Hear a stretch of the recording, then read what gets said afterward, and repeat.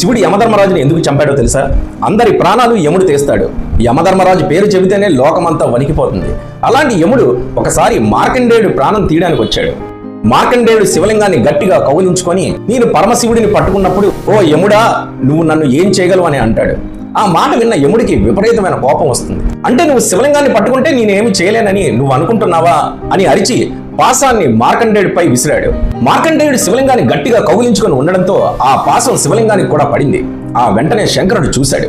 ప్రళయకార రుద్రుడిగా బయటకు వచ్చి, నన్ను నమ్ముకొని నన్ను పట్టుకొని నేను ఉండగా నువ్వు ఏమీ చేయలేవని చెప్తున్నా పాసం వేస్తావా అని ఎడమకాలు ఎత్తి యముడిని తన్నాడు యమరాజు ఛాతీ మీద. దాంతో అందరినీ చంపే యముడు అక్కడికక్కడే మరణిస్తాడు. కానీ యముడు లేకపోతే చావు బ్రతుకులు ఆగిపోతాయని దేవతలందరూ శివుడిని ప్రార్థించారు. అప్పుడు శివుడు కరుణించి యమధర్మరాజుని తిరిగి బ్రతికించాడు. నా భక్తుల జోలికి వెళ్ళొద్దని హెచ్చరిస్తాడు. మీకు ఈ వీడియో నచ్చినట్లయితే ఓం నమః శివాయ అని కామెంట్ చేయండి.